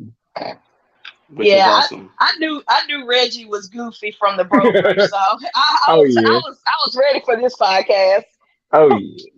But that's a side a lot of people though. I only a select few people can see it. Yeah. Unless you ask, and then once you ask, I show. Yep. And I know, so like when I started this podcast too, I know I do talk about a little bit about the reptiles, but I try to refrain from that because people always say like we always talk about reptiles. Why can't we just talk about who we are as people But reptiles allow you to to do show that? people who you really are Mhm. because you're comfortable with the reptiles, which makes you comfortable with yourself. You can initiate a conversation like, "Hey, what project are you working on? Man, how did you get there? When are you buying another animal? How are your kids do?" And then it transitions, and then boom, boom, boom, and now we decided about talking about how your project is and what you're doing for the holiday with your family. Mhm. So I'm gonna say this right now because like a lot of people don't know. I was I have a sickness and the doctors only gave me 3 years, brother. I'm Mm. glad you're here. So I when you ask me like what do I want to be known for, like hey Hmm. that was Sexin and Flexin, that was Chris. He brought the And, people together. and here That's we that's what I are. want to be known for. Yeah. So, Yeah. hey, spread that with love, man. That's why Yeah. you created this podcast out of love, right? Don't let beef, don't let drama, don't let haters steer you off your path, man. Because I can tell just as our first conversation talking that you're very passionate about what you do, but you don't want to step on everybody's toes. Sometimes you got to step on feet that are in the way to keep you from getting to where you got to go. The right people are going to follow you. The right people are going to support you. Everybody's not going to be happy, but just as long as you spoke in your truth and you did what you wanted to do with a good conscience and a positive mindset, I don't know if you want me cussing, but fuck everybody else, bro. Do you? Sure, you can talk however you want to talk. Yeah, I'm not telling you but not to. you know what I'm saying. But do you? You started it for you, and the message you want to spread, the people you want to bring together are brought together. Here we are right now. Yep. You know what I'm saying? Three great people, three good souled people having a conversation. That's two more people than when you first started. And you don't think we're gonna go touch other people that are gonna brighten up Mhm. other people's days, spread more positive message. So from these two people, that's gonna touch two more people, which is gonna touch two more people. 32 things on the line, that's 4,000 people. You know what I'm Damn. saying? And just for you to have the courage to say what you just said on your podcast, now the world can know. You know what I'm saying? There might be someone in a similar situation as you that reaches out and says, "Thank you for saying it. Now I can speak my truth. Now I can have the confidence to come out and ask for help or support or let people know what I'm going through." Because a lot Mhm. of times we deal with it and we act a certain way and people judge us, but they don't know. And if people just knew the truth, they would look at you and treat you differently. They would have an understanding of why we act the way we act, you know? So sometimes just speaking your truth allows you to be free. That beef you might have had with whoever and they don't know you got 3 years. I'm over here arguing with this man over shit that don't matter and he might not be here. Exactly. Y'all might be really good friends, but we want to argue over a female that don't care about neither of us, or this gene has a super form or it's recessive, and we arguing about that. You know what I'm saying? It's we waste time on shit that don't matter, and we don't understand or realize that we're expiring every day. Yeah. Make the best of it. Because even people with perfect health, our time is running out, and we want to spend it arguing with people who don't matter over shit that don't matter. That's crazy. Yeah. Yeah. That's true. Because I lost a family member just last weekend, a very close one, in a brutal way. And it's like when I started seeing certain things online in the reptile community going on, I'm like, y'all, none of this stuff matters. Like to me, I'm like, I'm still grieving. I don't have time to worry about who's arguing over who with rack system versus terrarium versus which breeder is the cool breeder, which shipping company is the best. We don't have to look. Which substrate is better than that substrate? Life is short. Life is precious. We just gotta take it one day at a time and not focus on even the heavy stuff. I get even the heavy stuff. Like, yes, the laws in Florida are crazy. Yes, we did have a big breeder who neglected animals and they were dying. I get that, but there are some things that are outside of my control. So I'm not gonna stress about it anymore. I'm not. I'm no longer stressing about certain things in the community because I can't control it. I can't save the animals in the Everglades. I cannot. I can't save the animals from the big name breeder who just left them to die. I can only focus on my animals, and and I could just be the best keeper I can be and the best person I can be to teach the youth and people after me, hey, this is how you take care of the animals, and and this is what not to do when it comes to the animals. That's all I can do on this short life. That's all we can do, be the best version of ourselves. I'm going to stray a little bit from here. Change the topic.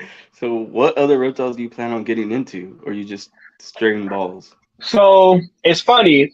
5 of my top 10 most watched videos are on elephant trunk snakes. Oh, those are so cool. I've been talking to Johnny Venom. You know who Johnny Venom is? Yep. I've been talking to him about getting one.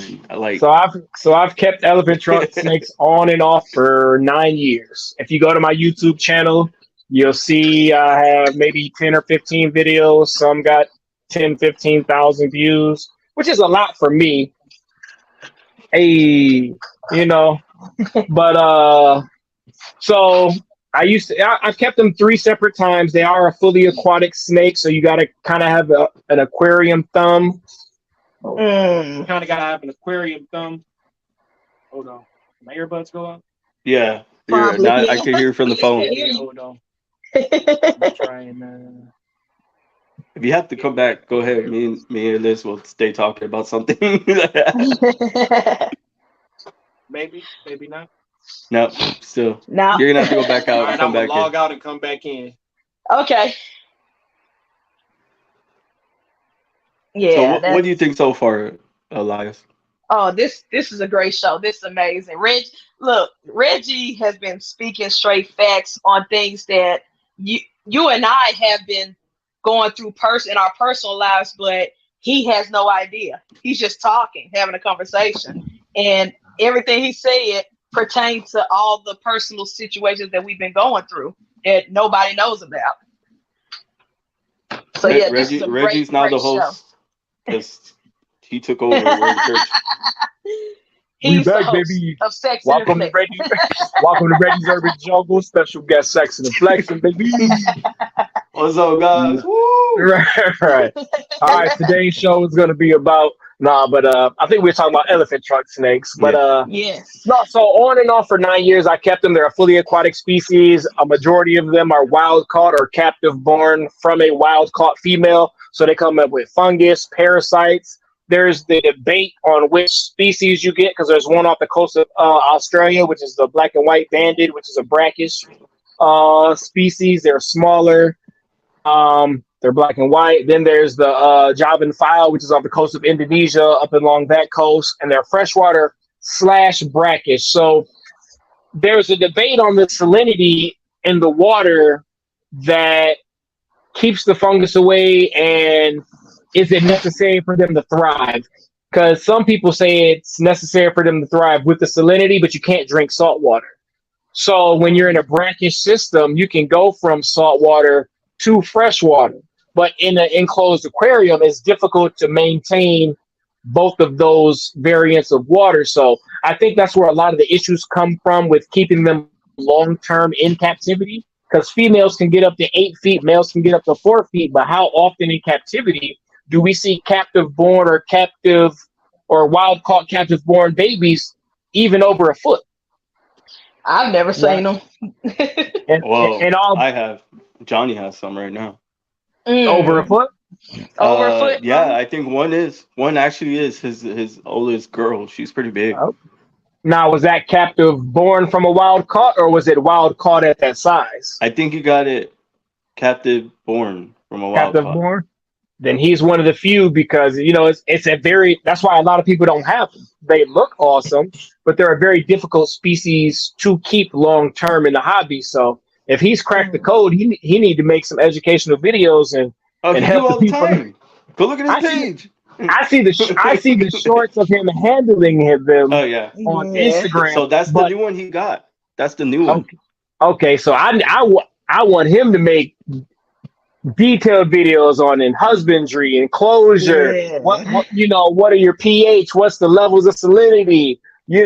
What filtration are you using? What Got you. substrate? Because all of those things affect the quality of life for those animals. And if we're getting them in wild caught, then precision on such a sensitive animal should be shared. Like, I have information, but it's basic. I've only done so much. But if someone is having success, then I feel that it's important, and it may not be his personality to do so.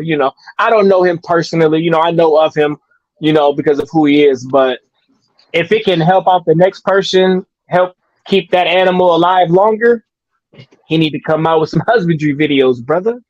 Yeah. Yeah. I mean, they're that one female he got she's pretty big.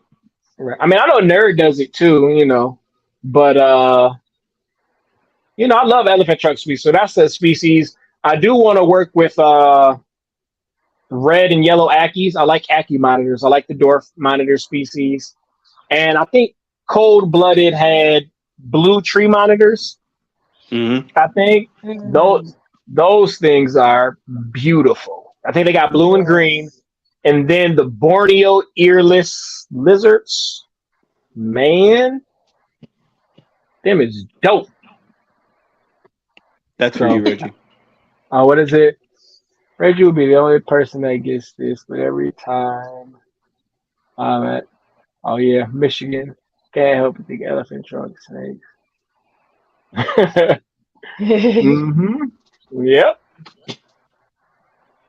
But But I want to try to like eventually get into viper boas. So I want to downsize on my ball pythons because I have like 100. uh So I want to downsize on viper boas. I mean on balls, just cut them. ball. Yeah, Now, how many species do you want to keep? I just want to keep the clown projects and the pies. I mean, those are probably arguably the two biggest projects in the hobby, or you can't go wrong. Yeah, So that's true. plus I want to make Yeah, my own clown pie too. So that's like my goal for me. that's dope. I bought a snake from Ozzy. She is a orange dream Mojave spider leopard clown, just proved out pied. So that changes plans for her. So now I got to try and make some crazy clown pies without spider. That's Mm. dope, man. Yeah. Yeah, I don't got anything like that. The only thing I got over there is fire champagne. No, fire orange drink champagne. Het clown. hmm that's a beautiful animal. The visual clown version, that's going to be dope. So I Yeah. got I got stuff like that, and I'm gonna keep her because she's white with like little specks of the fire that you can tell, Mhm. and then the little But champagne on her head stamp. so how you worded that, that's your project. That's what you like. That is a dope project, even if other people don't think so. You bought that animal because that's the direction you want to go with. So Oh no. I think his phone died. Yeah. Oh no. Well, guys, Man. thank you for joining Sex and Flexing. This was just getting interesting. No, hopefully he comes back. Let's see what happens. We'll give it a little bit. Yeah. But I'm going to Yeah. take the time to thank Elias for coming on and co-hosting the show with me tonight. Oh, Appreciate no it. problem. It's I been needed it. fun. Oh, there he is. He's back. What Hold happened? on, I don't think my earbuds disconnected. Oh, it is. We can hear you fine. I can't hear. Oh, and he's out. Well, I'm gonna take the time right now. I'm gonna shout out our sponsors. For the sponsors, that are sticking with me on the podcast. I love you guys. Appreciate it.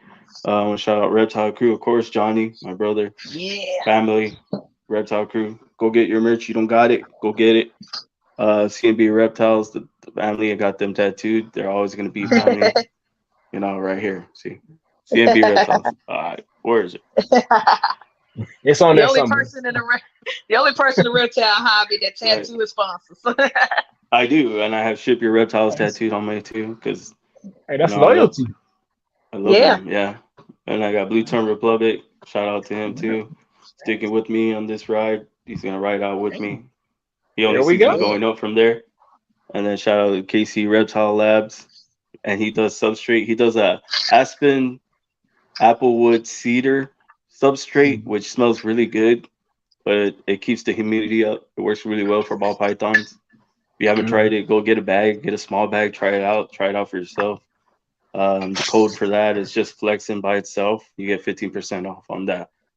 And then we got South Bay Reptiles, the homeboy Josh. Josh, I always got you.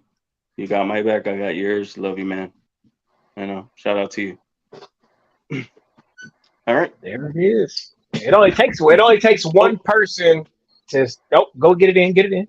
No, I just got to shout out one more sponsor. I forgot. We got our newest sponsor, Stitching Clothing.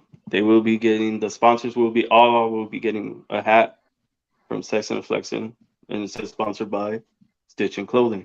Hey, that's dope. So that's gonna be dope as hell. Can't wait for those to come out.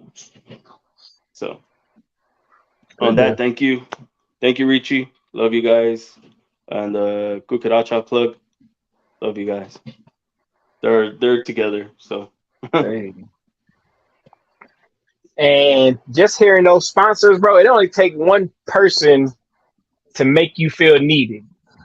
And it sounds like you got a solid group of people around you, bro. And that's all you really need, man. We can't make everybody happy, but if you got a nice knit core group around you, bro, you can take over the world. Appreciate that. Yeah. Love anime. Right now I'm watching a bunch of anime that's coming out. I love it. Definitely a big anime fan. But yeah, and thank you, Reggie. Yeah, I'm not gonna lie, we had Josh on from South Bay Reptiles, and he was like, right after the show, immediately, bro, was like, how do I become a sponsor? Absolutely, man. You'll be surprised at the connections that you grow with people based off one conversation. Yep. And that's exactly what I always strive for, was to make the guests feel welcome. Like, hey, this is your home too, I mean, I feel like I'm home, because would you think that I'm introverted? No. But I'm comfortable. And so since I'm comfortable, I can speak freely. I can speak as myself. I can talk how I talk with my closest of friends. So your show is providing a platform to make me be comfortable enough to speak how I naturally speak to loved ones and close friends. So what you set out to do is working. You just got to keep doing it. Yep. Facts. Appreciate that, brother. I really do. But I also need that merch. I got you. For sure. No, but definitely, man. I'm getting back on it, man. I'm getting back on the merch. I'll definitely send you one of our shirts too, especially it has US ARC on the sleeves. Oh yeah. So you can get one of those as well. Send you one. Oh, for sure. We'll definitely make it happen. But I want you to go ahead and plug yourself where people can find you. Go ahead, drop everything. Drop everything where they can find you. Go. I need everybody to follow me at Sexin and Flexin. No, but I'm Reggie's Urban Jungle on everything. Pretty simple. I have a Twitter, but I ain't been on Twitter in 6 years. But Facebook, YouTube, Instagram, TikTok, Reggie's Urban Jungle, and I'm probably most active on Instagram. If anybody, wants to chat, conversation, get in touch with me, I do respond to my Reggie's Facebook every now and again, but I really don't care for the version of the business page that they have. And I say it every time, I need to start posting more, creating more YouTube content and all that. But, when I get stuff, I post it. But, Reggie's Urban Jungle on everything. And I like talking to people through social media. And then, if it builds into a friendship or mentorship or menteeship, just let me, we'll make it happen. I like helping people, I like growing my community. And where do you make most of your sales? IG, Morph Market? How do people buy snakes from you? Word of mouth. Basically. a lot of my snakes sell before they come out the egg, honestly. Wow. That's what's up. But That's a good problem to have. You can find me on Morph Market, IG. When I get something that I do have for sale, I typically post it on Instagram. I post it, that automatically posted to Facebook. I'll make a YouTube video on a clutch that I think's really cool. People just ask me, hey, Reggie, what do you got? Or I'll post an animal I hatched out a couple of years ago, and they'll ask me, do I have animals in these projects? But okay. Yeah, so just reach out and I can let you know what I got. If I don't got it, I can recommend you to somebody who do. If I can't get a sale, I want the next person, to benefit. That's what's up. So what is the next expo you'll be attending? Tinley. I go to every single Tinley. I'm only a 3-hour drive. Even if I don't stay the weekend, I stay the day. I'm just like, damn, Tinley's far. It's all the way in Chicago. I had plans on going to the Toronto show in September, but I think I'm gonna save my money, try and splurge a little bit at Tinley, and then next year make sure I get up to Toronto and see my Canadians for sure. Because I'm going to Arlington in September, so. Okay, I think Arlington was the week after the Toronto show because it was going to be one or the other for me. But we're at Arlington. That'd be dope. I'm gonna make it down to one for sure because I went to one in 2021 and I loved it. So. Like I said, I make poor financial decisions with snakes. So if I'm not at a show, it's probably because I bought a snake I probably shouldn't have bought. And if I do go to the show, I'll probably still buy a snake I shouldn't have bought. Try to figure out how to get it home. So I don't know, man. I don't know. I still want to get into white lips. I like white lips. I think somebody had an albino white lip. And that thing was crazy. I bet. I haven't seen one of the albinos. I gotta check that out. I gotta Google that later. But yeah, I like the iridescence. The iridescence on the white lips is crazy. Yeah, it looks like a big oil spill. Yeah, it kind of reminds me of a golden child retic, depending on the light. Yeah. Yep. And that's kind of like the rainbow boas too, kind of. Yep. They got some crazy rainbow boa morphs out now too, man. Because I used to like rainbow boas because you could communally breed them, and they're coming out with. They got about 5 or 6 morphs. They stepping their game up for sure. Yeah, like the calico rainbow. Yep, that's calico. I think they got a pied. I think they got a pied rainbow bow out now. I like the hypos. Oh wow. They got Axanthics. I think they got patternless rainbows too. So yeah, I like rainbows. Those were a species I was going to get into, but I'm trying to focus on the balls. Once I expand, get a bigger reptile room or facility, and I'm able to do it full time. I might branch off into other species, but right now I think I'm gonna stay strong with the ball pythons, like 99% of the community is. Same. Once I once I get the ball python breeding down pat, I may venture off into bloods because I love my blood python. Mm-hmm. He is Yep. amazing, and I Wait, don't you like have those. boas too? I do have boas, but I think 3 boa constrictors is enough for me. I don't want any more. But bloods, oh my gosh, those golden eyes and stuff, and magpies, I think I want to get into that eventually. Elijah, But first, have you know Elijah from Juggernaut Reptiles? yes, Man, yes, that's my guy, man. man. He go crazy with the Bloods and Sumatrans. I'm Man, obsessed with that pie he showed off at Tinley last year. Oh my gosh. I was gonna Mm-hmm. say his snakes are amazing, bro. His snakes are amazing. Mm-hmm. He All got some right, crazy Yes. projects. so I'm gonna hit Oh you with my 2 wrap-up gosh. questions because I'm gonna have to get off and go to work, guys.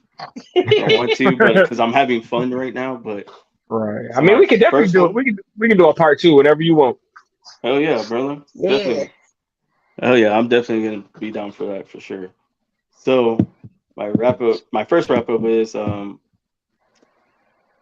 what is one thing you could change in the hobby slash industry? What would you change and why? Emotional maturity to allow other people to see other points of view and know it's okay to not agree, and it doesn't have to be drama. Agree. And that's speaking to me too, because sometimes I can be a little hot headed and think my way We're is the human. only way. So yeah, I agree. So you We're would say the human. same answer, Yeah, Elias? definitely that. Okay. Yeah. Yeah. Do you have a wrap up question you want to ask him? I'll let you go. Um, shoot, Reggie's been speaking straight facts all night. I think any question I had planned is gone out the window because he done gave us jewels upon jewels upon jewels. Well, I will say this: my wrap up is not like what you want to do. What projects are you most excited about in the future? Is it the tri stripe or is it something totally different? I think it does involve the tri-stripe. I mean, for me, I would like to make a white lace tri-stripe, and I like Yeah, mandarin. lace. So I think a super mandarin tri-stripe would be nice as well. So white lace or super mandarin tri-stripe would be dope. And I think Babu is working on the Axanthic DG tri-stripe. I think that's going to be a different level of black and white, because I think the blacks on Yeah, tri-stripe are a lot more defined than it is on the clown. So I for think it's going to sure. give us I think it's going to give us a true black and white snake, depending the other genes involved. But I'm really high on the Axanthic Desert Ghost tri-stripe. And I think Ash from Yeah. Morph Minded is he's working on that project too. But I think that's the one. And like I said earlier, I like that Sunset Ultra Mail. So if I can get that into some combos, I'll be. Matter of fact, if I get a Sunset Ultra Mail tri stripe, I might be in heaven. Damn. That's what's up. That's I'm what's just up. like listening to these combos. I'm picturing like a fire snake. Like that's badass. Yeah. I Yeah. mean, it's unlimited with ball pythons. We literally have thousands of morphs that have never been combined in certain. Like Justin comes up every new video. He has a combination that's never been made, and we all have these morphs in our collection. Yes. Like Yes. he's just taking the time to put them together through trial and error. Because just as many great snakes as he's made, he has the same amount that hasn't, that haven't hit. Mm-hmm. But he's in a space and opportunity to be able to do that. Yep. Sunset Ultramel Tri-Stripe Super Mandrit Hypo. White lace on it. Boom. There you go. He said, and she said, "Oh, maybe and blackhead and add Yeah. blackhead." See, Hey, that's the route I'm going. I'm doing I think all dark jeans. yeah, I think a super blackhead tri stripe would be dope too. Would you Ooh. get would you Oh get a my 50-50 God. snake because of how the super blackhead blacks out everything, and then a tri stripe Uh-huh. separates it? She said, Oh. "Boom." Mic drop. Mm. Right. Oh my Okay, gosh. That would be a dope snake. and then we're gonna. My last one is What's something positive you could say to the people right now watching? We're all human. Treat people how you want to be treated, and the world is a beautiful place once you get to know somebody. Hell yeah. Boom. Right? Mic drop. That's Boom. perfect. On that. All right, guys. You got anything else to say, Elias? Just follow me, Creative Reptiles, on all things. Thank you, Chris, for having me as co-host. Thank you, Reggie, for showing up as a guest. I really enjoyed this conversation. I took a lot out of it. I'll probably rewatch this later on because I probably missed some stuff. And thank you to the chat, everybody who's been tuning in and supporting this podcast. We appreciate y'all. Hey, I appreciate that, Elias. Anything else you want to say, Reggie, before we go? Thank you for the opportunity for allowing me on your platform to reach people that may have not seen me before. I had a great conversation learning about who you are as a person outside of reptiles and the projects that you are working with. I think you have a great foundation for a great goal that you have set out to reach. And I think the only person keeping you from getting as far as you want to go is you, man. You're a talented person. You have a lot of great qualities that attract good people. Unfortunately, with those great qualities, it attracts envy and jealousy from those who don't want to see you grow. But I think you have a strong enough foundation and support system to keep you thriving in an environment where not many people thrive. So, again, thank you for the opportunity, for allowing me to show you guys who I am, learn who you are. And, I think it all brought us closer today. I know I got two friends that I'm closer with now than I was, 2 hours ago. So I just appreciate the opportunity. Yeah. Definitely, bro. I'm gonna keep hitting you up because sometimes I need that, kicking the ass. Like, hey, get up. That's what I'm here for, man. Like I said, everybody needs somebody, man, and I'm okay with being that somebody for everybody if I need to be. Well, on that being said, guys, y'all have a good night. She says, you guys all rock. Hoping y'all have a great week and awesome show. Thank you, Lindsay. Catch us tomorrow. Thank We you, got everybody. Sexin and Flexin live tomorrow as well. We got Ichirichi and Cucaracha plug tomorrow. So on that, everybody remember to respect everybody, lift each other up. If you see somebody down, lift them up. Be positive, spread positivity. And just continue to love, man. Love the hobby. Love what you do. Love your reptiles. And we out. Yes. Love y'all. Peace.